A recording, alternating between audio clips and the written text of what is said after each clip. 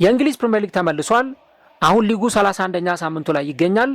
ከዛሬ ጀምሮ ደግሞ የሳምንቱ የእንግሊዝ ፕሪሚየር ሊግ ጨዋታዎች የሚከናወኑ ይሆናል። ታዲያ በዚህ ሳምንት ከሚደረጉ ተጠባቂ ጨዋታዎች መካከል አንዱ ነገ ምሽት የሚደረገው የኤቨርተንና የቼልሲ ጨዋታ የበርካቶችን ትኩረት ስቧል። ይህ ጊዜ ለቼልሲ ደጋፊዎች ጥሩ የሚባል አይደለም። ክለቡ በተከታታይ ሽንፈቶች እያጋጠሙት ይገኛሉ። በቻምፒየንስ ሊጉ ከፒኤስጂ ጋር 2 የደርሶ መልስ ጨዋታዎች ተከናውነው ነበረ። በእነዚህ ጨዋታዎች ላይ ቼልሲ ተሸንፎ ከቻምፒየንስ ሊግ ውድድር ውጪ ሆኗል። ከዚህም በተጨማሪ ደግሞ ባሳለፍነው ሳምንት ከኒውካስል ዩናይትድ ጋር በተደረገው ጨዋታ ላይ ክለቡ ተሸንፎ በዚህ ዓመት ቶፕ 4 ገብቶ ለማጠናቀቅ ያለው ተስፋ አጣብቂኝ ውስጥ ገብቶበታል። ወሳኝ የሚባሉ ተጫዋቾችም ጉዳት ላይ ናቸው። ቼልሲ ቀጣዮቹን ጨዋታዎች እንዴት ባለ መንገድ ሊወጣው ይችላል የሚለው ጉዳይ በርካታዎችን እያነጋገረ ይገኛል። ታዲያ ቼልሲ በዚህ ድባብ ውስጥ ሆኖ ነው ነገ በፕሪሚየር ሊጉ ከኤቨርተን ጋር ወሳኝ ጨዋታውን የሚያከናውነው። በዚህ ጨዋታ ላይ ቼልሲዎች ጨዋታውን አሸንፈው አገግመው ወደ አሸናፊነታቸው ይመለሳሉ ወይ? ከዚህም በተጨማሪ በቅርቡ በቼልሲ በኩል ለተመለከተነው የውጤት ቀውስ አንድ ጉዳይ በአንገብጋቢ ሁኔታ እየተነሳ ይገኛል።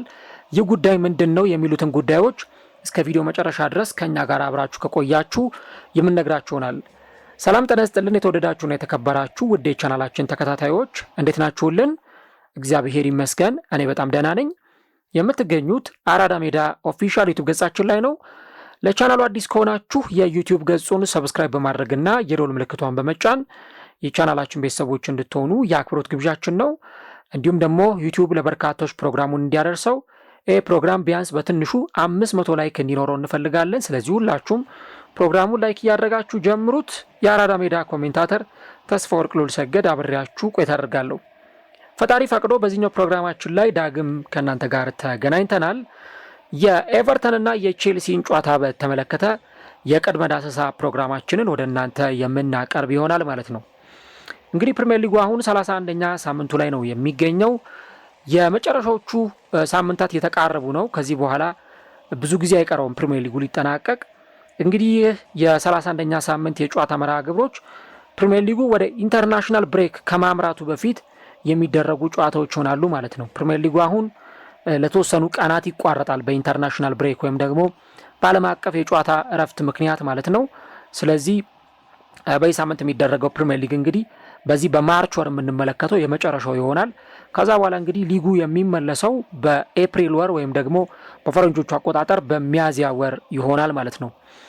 ታዲያ በዚህ ሳምንት ደግሞ ከሚደረጉ ተጠባቂ ጨዋታዎች መካከል አንዱ የኤቨርተንና የቼልሲ ጨዋታ ይጠቀሳል። ጨዋታው በከፍተኛ ትኩረት የሚጠበቅበት ብዙ ምክንያት አለ። በቼልሲ በኩል በዚህ ጊዜ ጥሩ ንፋስ እየነፈሰ አይገኝም፣ ጥሩ ድባብም የለም። ምክንያቱም ክለቡ በተከታታይ ጨዋታዎች ላይ ውጤት እያስመዘገበ አይገኝም። በቻምፒየንስ ሊጉ ቀደም እንዳልኩት በፒኤስጂ ተሸንፎ ከውድድሩ ውጭ ሆኗል። ቼልሲዎች በዚህ ዓመት ዋንጫ እናሸንፋለን ብለው ተስፋ ካደረጉባቸው ውድድሮች መካከል አንዱ እሱ ነበር። ነገር ግን ምናልባት ደግሞ ኤፍኤ ካፕ ብቻ ነው ከዚህ በኋላ የሚቀራቸው። አሁን የቼልሲ ሲዝኑን በዋንጫ የማጠናቀቅ ጉዳይ ኤፍኤ ካፕ ላይ ብቻ የተንጠለጠለ ሆኗል። ባለፈው ሳምንት ደግሞ በኒውካስል ተሸንፈዋል እና አሁን ደግሞ ኤቨርተንን በሚገጥሙበት በዚህ ጨዋታ ላይ ምን አይነት ውጤት ያስመዘግባሉ የሚለው ነገር በራሱ እጅግ በጣም አነጋጋሪና የሚጠበቅ ጉዳይ ነው። ያው ኤቨርተን እንደምታውቁት ዘንድሮ በጣም የተሻሻለ ቡድን ሆኗል። አሰልጣኝ ዴቪድ ሞይስ ወደ ኤቨርተን ተመልሰው ከመጡ በኋላ ኤቨርተን አሁን ከዚህ ቀደም ወደ ነበረበት ቦታ እንዲመለስ ከፍተኛ ጥረት እያደረጉ ነው የሚገኙት። ኤቨርተን እንደምታውቁት ራሳቸው ዴቪድ ሞይስ በሚያሰለጥኑ ጊዜ ቶፕ 4 ውስጥ የማናጣው ቶፕ 5 ውስጥ የማናጣው ክለብ ነበረ። እንደውም ፕሪሚየር ሊግ ላይ ቶፕ 5 የሚል ስያሜ እንዲኖር ካደረጉ ክለቦች እንዲኖር ያደረገው ክለብ ኤቨርተን ነው። በኋላ ቶተንሃም ሲመጣ ነው ቶፕ 6 የተባለ ስያሜ መጣው እንጂ መጀመሪያ ላይ ቶፕ 4 የተባሉት ክለቦች አርሰናል፣ ማንቸስተር ዩናይትድ፣ ቼልሲ እነዚህ ቡድኖች በዋነኝነት በጣም የሚፎካከሩ ቡድኖች ናቸው። ሊቨርፑልን እናነሳለን። የኤቨርተን መኖር ደግሞ ቶፕ 5 ሚል መጠሪያ እንዲኖር አድርጓል እና ኤቨርተን በየጊዜው 4ኛ ደረጃን 5ኛ ወይ 6ኛ ደረጃን ይዞ የሚጨርስ የፕሪሚየር ሊግ ቡድን ነበረ። በኋላ ላይ ግን ከአመራር ጀምሮ ክለቡ ላይ በተፈጠሩ ምስቅልቅል ነገሮች ምክንያት ክለቡ እየወረደ መጥቶ ጭራሽ ላለመውረድ የሚጫወት ክለብ ሁሉ ሆኖ ነበር። አሁን ግን ክለቡ እንደገና ወደ ጥሩ ትራክ ደግሞ መጥቷል እና ኤቨርተን በዚህ የውድድር ዓመት አሁን በደረጃ ሰንጠረዡ 8ኛ ደረጃ ላይ ነው የተቀመጠው። ለአውሮፓ መድረክ ተስፋ የሚያደርግ ቡድን ሆኗል። ምክንያቱም 7ኛ ደረጃ ላይ ከተቀመጠው ብሬንትፈርድ ያላቸው የነጥብ ልዩነት 2 ብቻ ነው። 6ኛ ደረጃ ላይ ከተቀመጠው ቼልሲ ጋር ደግሞ ያላቸው የነጥብ ልዩነት 5 ነው። ስለዚህ 6ኛም 5ኛም ደረጃን ይዘው ማጠናቀቅ የኤቨርተኖች ህልም ነው፣ ቀጣይ ዓመት የአውሮፓ መድረክን ለማግኘት ማለት ነውና ያንን እንመለከታለን። ባሳለፍነው ሳምንት በአርሰናል በጣም ቅስም ሰባሪ ሽንፈት አጋጥሟቸው ነበረ። 89ኛው ደቂቃ ላይ ቪክተር ዮኬሬስ፣ ከዛ ደግሞ ጨዋታው ሊጠናቀቅ ሰከንዶች ሲቀሩት ማክስ ዳውማን ባስቆጠሯቸው የመጨረሻ ደቂቃ ግቦች ተሸንፈው ወጥተው ነበረና አሁን ደግሞ ከሌላኛው የለንደን ክለብ ጋር ፈታኝ የሆነውን ጨዋታቸውን ከቼልሲ ጋር የሚያደርግ ይሆናል። ቼልሲን በተመለከተ እንግዲህ በኤንዞ ማሬስካ ስንብት ወቅት አንድ ፕሮግራም ሰርቼላችሁ ነበረ። የአሰልጣኙ ስንብት በረከት ነው ወይስ እርግማን ነው ይዞ የሚመጣው የሚል ሀሳብ ጽፌ ነበረ እና አሁን የሊያም ሮዚነርን ጉዳይ በተመለከተ ብዙ ሰዎች የተለያዩ ሀሳቦቻቸውን እያስቀመጡ ነው። ኢቭን ባለፈው በፔዤ ከተሸነፈ በኋላ ቡድኑ የአራዳ ሜዳ አድማጮችም ሳይቀሩ አንዳንዶቹ ሊያም ሮዚነር ክለቡን ለቆ ይውጣልን የሚል አይነት ደረጃ ላይ ሁሉ ደርሰዋል። በእርግጥ አሁን ላይ ስለ አሰልጣኝ ስንብት ለማውራት ገና ነው፣ ግን ቼልሲ ይህንንም ሪስክ ወስዶ ነው እኚህን አሰልጣኝ ወደዚህ ቤት እንዲያመጣ የሚጠበቅ የነበረው። ምክንያቱም ቼልሲ ሁልጊዜ አጫጭር ፕሮጀክቶችን ብቻ እያሰበ የሚጫወት ቡድን ነው እንጂ ይሄ ለረጃጅም ፕሮጀክት አሰልጣኞችን በጣም በትልልቅ ሁኔታዎች የሚያመጣ ክለብ እንዳልሆነ ሁላችንም እናውቃለን። ያ ነው አንዱ በቼልሲ በኩል የምንመለከተው ጉዳይ እና ሊያም ሮዚነርም ሲመጣ ረጅም ጊዜ ይኖረዋል። የ2 ዓመት 3 ዓመት ይኖረዋል ተብሎ አይጠበቅም። ምናልባት በአጭር ጊዜ ውስጥ ክለቡ የሆነ አይነት ውሳኔ ደግሞ ሊወስን ይችላል። በተለይ የክለቡ ውጤት ጥሩ ማይሆን ከሆነ ግን ደግሞ ክለቡ ላይ መስተካከል ያለባቸው አንኳር ጉዳዮች አሉ። በሰሞኑ ጨዋታዎቹ ላይ ደግሞ ውጤት እንዳያስመዘግብ እንቅፋት ከሆኑበት ነገሮች መካከል አንዱ የቡድኑ የመከላከል መዋቅር እጅግ በጣም የተበላሸ መሆኑ በቼልሲ በኩል ክለቡ ውጤት እንዳያስመዘግብ፣ ክለቡ ውጤት እያጣ እንዲመጣ እና ደግሞ በየትኛውም የአውሮፓ ቡድን በቀላሉ ጎል እንዲቆጠርበት ያደረገ ጉዳይ መሆኑን እየተመለከትን እንገኛለን። እንግዲህ አሁን የቼልሲ መከላከል በተመለከተ የሚወጡ ቁጥራዊ መረጃዎችን ስትመለከቱ ያንን በደንብ በግልጽ የምታዩበት ነው እና የቼልሲ መከላከል በአውሮፓ እንግዲህ በአምስቱ ትላልቅ የአውሮፓ ሊጎች ማለት ነው፣ በስፔን፣ በጣሊያን፣ በእንግሊዝ እና ደግሞ በሌሎች ተጨማሪ ሊጎች ላይ አይተን በአምስቱ ትላልቅ ሊጎች ካሉት ውስጥ በጣም ደካማ የሚባለው 3ኛው መከላከል ነው። በቃ መጥፎ ከሚባሉ መከላከሎች መካከል 3ኛ ደረጃ ላይ የሚቀመጥ ነው እና ደግሞ በሁሉም ውድድሮች ቼልሲ ዘንድሮ 4ኛ ደረጃ ላይ ተቀምጧል። በፕሪሚየር ሊጉ ደግሞ 3ኛ ደረጃ ላይ የተቀመጠ ቡድን ነው። 31 ጎሎች የተቆጠሩበት ክለብ ነው ቼልሲ። ተመልከቱ እንግዲህ ኒውካስል 36 ጎል ተቆጥሮበታል። ያው የኒውካስል እጅግ በጣም መጥፎ የሚባል አይነት ቁጥር ነው ስንመለከት የነበረው። በእርግጥ ይህንኛው በርካታ ክለቦች የተቆጠሩበት የሚለው ይህ ኒውካስል ከቻምፒየንስ ሊጉ ጨዋታ በፊት የነበረው ነው። የቻምፒየንስ ሊጉ ሲጨመር በጣም ከዚህም የከፋ ይሆናል። አትሌቲክ ቢልባኦ 32 ጎሎች የተቆጠሩበት ቡድን ነው። ከዚህ በተጨማሪ ደግሞ በ2026 ነው ይህንን ቁጥር ግን የምናወራው 2026 የካላንደር ዓመት ከገባ በኋላ ብቻ ያለው ነው። ጭራሽ ከ2026 በፊት የነበረው ቢጨመር ደግሞ ከዚህም ይብሳል። ቶተንሃም 31 ጎሎች ተቆጥረውበታል። ቼልሲም በተመሳሳይ 31 ጎሎች ተቆጥረውበታል። ስለዚህ በርካታ ጎሎች የሚቆጠሩበት ቡድን መሆኑን በቼልሲ በኩል እየተመለከትን እንገኛለን። እንግዲህ በባለፈው ክረምት ሌቫይ ኮልዊል በተጎዳበት ጊዜ ኤንዞ ማሬስካ ተጫዋች ይፈርምልኝ የሚል አይነት ጥያቄ ሲያቀርቡ ነበር። የተከላካይ መስመር ተጫዋች እንዲገዛ ጥያቄ አቅርበው ነበረ። ተፈጻሚ አልሆነም። እንደነ ዮራል ሃቶ ያሉ ወጣት ተጫዋቾች ናቸው ወደዚህ ቡድን ውስጥ የመጡት። ያ ደግሞ በክለብ ውስጥ ውጤት ለማምጣት ገና ረጅም ጊዜ የሚፈልግ ዝውውር ነው። በባለፈው ጨዋታ ላይ ደግሞ እንደተመለከታችሁት ማማዱ ሳር ነው ገብቶ ያንን ቦታ ሲሸፍን የነበረውና በቻምፒየንስ ሊጉ በፔዤ በመጀመሪያው ጨዋታ 5-2፣ ሁለተኛው ጨዋታ ላይ ደግሞ በስታንፎርድ ብሪጅ 3-0 የተሸነፉበት ውጤት እጅግ በጣም ቅስም ሰባሪ የሚባል ነበረ። በድምር ውጤት 8-2 ነው ተሸንፈው ከቻምፒየንስ ሊጉ ውድድር ውጭ ሆኑት እና አሁን ላይ ባለው ሁኔታ ደግሞ በተለይ በፔዤ ቼልሲ የተሸነፈው የሁለተኛው ዙር ሽንፈት የሮዚኒየር ቡድን ከአመቱ መጀመሪያ ጀምሮ በሁሉም ውድድሮች ባደረጋቸው ጨዋታዎች ላይ ከ30 በላይ ግቦች እንዲቆጠሩበት ምክንያት ሆኗል። ይህም በአማካይ ቼልሲ በአንድ ጨዋታ 1.55 ግቦች ይቆጠሩበታል ማለት ነው።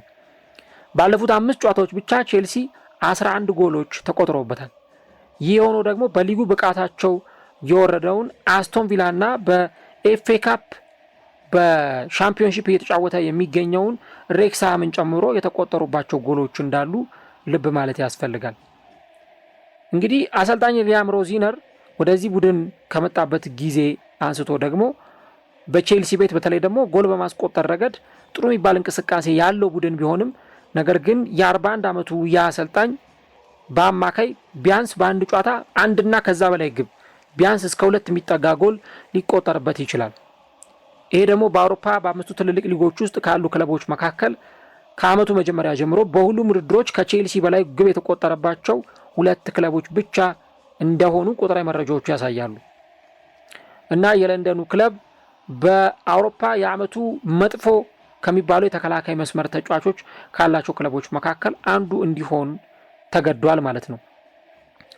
የነ አትሌቲክ ቢልባኦን ቀደም ሲል የነ ኒውካስልን ስናነሳ ነበርና ቼልሲ ከነዚህ ድምር ውስጥ የሚገባ ሆኗል። እና ታዲያ ቼልሲ ለምን እንደዚህ በቀላሉ ግብ ሊቆጠርበት ቻለ የሚለውን ጉዳይ ትራንስፈር ማርኬት ላይ ክሪሽናን የቼልሲን ጨዋታ በቋሚነት በተመለከተ ዘገባዎችን ይሰራልና በስታንፎርድ ብሪጅ ምን እየተካሄደ ነው የሚለውን ጉዳይ በተመለከተ የራሱን የሆነ ምልከታ አስቀምጧል። ቼልሲ በጥር የዝውውር መስኮት ልምድ ያለው የማል ተከላካይ አላመጣም። እንደምታስታውሱት ማንቸስተር ሲቲ እነ ዲያዝ እነ ግቫርዲዮል በተጎዱበት ጊዜ የክለቡ መከላከል ጥሩ ባለመሆኑና የክለቡ ውጤት በማሽቆልቆሉ ምክንያት ወዲያውኑ ነው ወደ ገበያ ወጥተው የክሪስታል ፓላሱን የተከላካይ መስመር ተጫዋች ማርክ ጌሂን ያስፈረሙት። ያ ማለት ያንን ኪክ ፊክስ እንዲያደርጉ ያስገደዳቸው የክለቡ መከላከል ጥሩ ባለመሆኑ ምክንያት የመጣ ነገር መሆኑን በደንብ መረዳት ያስፈልጋል።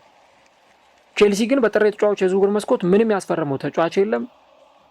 በባለፈው የክረምት የተጫዋቾች የዝውውር መስኮት የኤሲ ሚላኑን ማይክ ሜኞን የመሰለ ግብ ጠባቂ ለማስፈረም በጣም ጥሩ እድል ነበራቸው። ነገር ግን ያንን ግብ ጠባቂ አላስፈረሙም። 2 ግብ ጠባቂዎች አሏቸው። ሁለቱም ግብ ጠባቂዎች አስተማማኝ የሚባል ፐርፎርማንስ ላይ አይገኙም። ስለዚህ በቡድኑ ውስጥ በቀላሉ ጎል እንዲቆጠር ምክንያት እየሆነ ያለው በዚህ ምክንያት ነው እና ሊያም ሮዚነር ሙሉ ለሙሉ አሁን ገና በቅርቡ ስለሆነ ክለቡን የተቀላቀለው እሱ ላይ ጣት መቀሰር አስቸጋሪ ሊሆን ይችላል። ከዚህ በተጨማሪ ግን አሁን ባሉት ተጫዋቾች ደግሞ ቡድኑ የተሻለ ፐርፎርማንስ እንዲያሳይ ይጠበቅበታል። ለምሳሌ አሁን ካለው አጫወት ጋር ብትመለከቱ ወይ አሁን ካለው ጌም ፕላን ጋር ብትመለከቱ አሰልጣኙም እድለኛ ያልሆነባቸው ነገሮች አሉ። በቅርብ ጨዋታዎች ላይ ሬስ ጀምስ ተጎድቶበታል። ከዚህ በኋላም የሃምስትሪንግ ጉዳት ስለሆነ ምናልባት ቢያንስ በትንሹ እስከ 1 ወር ለሚጠጋ ጊዜ ከሜዳ መራቁ አይቀርም። ዌስሊ ፎፋና አንዴ በቅጣት አንዴ በጉዳት ሜዳ ላይ ቼልሲን ያላገለገለባቸው ጊዜያት ነበሩ። ከዛ ደግሞ የነ ማሎ ጉስቶ የነ ኩኩሬያ ጉዳትም ይነሳልና ቼልሲ እንዲህ ባሉ ምክንያቶች በቀላሉ ጎል የሚቆጠርበት ቡድን እየሆነ መጥቷል። አሁን ነገም ክሊንሺት ይዞ ይወጣል ወይ ቡድኑ ምንም ጎል ሳይቆጠርበት ጨዋታውን ያጠናቅቃል ወይ ብለን እርግጠኛ ሆነን መናገር አንችልም። በተለይ ደግሞ በኤቨርተን በኩል በጣም ጥሩ ማጥቃት የሚችሉ ተጫዋቾች እንዳሉ ይታወቃልና የነገውም ጨዋታ አንዱ ለቼልሲ አስቸጋሪ ሊሆን የሚችለው የቼልሲ መከላከል ጥሩ ካለመሆኑ ጋር ተያይዞ እና በቅርብ ጨዋታዎች ላይ ደግሞ ክለቡ በርካታ ጎሎችም እየተቆጠሩበት ስለሆነ ያንን ነገር እንዴት ማኔጅ ማድረግ ይችላል የሚለውን ነጥብ እዚህ ጋር ማንሳት በጣም አስፈላጊ ጉዳይ ይሆናል። የነገው ጨዋታ ግን እጅግ በጣም ወሳኝ የሚባል ጨዋታ ነው። ምክንያቱም ቼልሲዎች አሁን ባለው ሁኔታ እንግዲህ በዚህ የውድድር ዘመን ቶፕ 4 ገብተው ለማጠናቀቅ ያላቸው እድል ከጊዜ ወደ ጊዜ በጣም እየጠበበ መጥቷል። ዩናይትድ አሁን ጥሏቸው እየሄደ ነው ያለው። ዛሬ ማንቸስተር ዩናይትድ ከቦርንመዝ ጋር ጨዋታውን ያከናውናል እና ማንቸስተር ዩናይትድ የሚያሸንፍ ከሆነ ነጥቡን 57 ማድረስ ይችላል። አሁን አስቶን ቪላ 51 ነጥብ አለው። ሊቨርፑል 49፣ ቼልሲ 48 ነጥቦች ላይ ይገኛሉ። እንደውም የነ ቪላ የነ ሊቨርፑል ነጥብ መጣል ነው እንጂ ከቼልሲም በጣም ራቅ ብለው ሊሄዱ ይችሉ ነበርና ቼልሲ ከዚህ በኋላም የሚያደርጋቸው ጨዋታዎች ቀላል የሚባሉ የጨዋታ መርሃ ግብሮችን አያከናውንም። አሁን ነገ ኤቨርተንን ከገጠመ በኋላ ከኢንተርናሽናል ብሬክ መልስ ከፖርት ቬል ጋር ተጫውቶ በኤፍኤ ካፕ፣ ከዛ ቀጥሎ ከማንቸስተር ሲቲ ጋር ነው በፕሪሚየር ሊጉ የሚጫወቱት።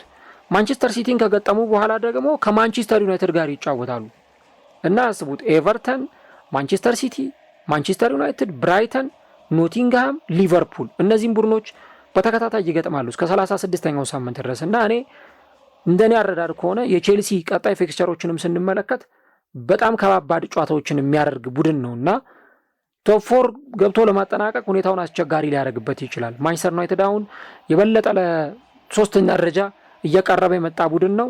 ከዛ ግን ሊቨርፑል ወይስ አስቶን ቪላ ወይስ ቼልሲ የትኛው ቡድን አራተኛና አምስተኛ ደረጃን ይዞ ወደ ቀጣዩ የአውሮፓ ቻምፒየንስ ሊግ የውድድር ዘመን ሊያልፍ ይችላል የሚለውን ጉዳይ የምንመለከተው ነው የሚሆነው። ለማንኛውም ቼልሲ እንግዲህ ነገ ከሜዳ ውጪ ከኤቨርተን ጋር ጨዋታውን ያከናውናል።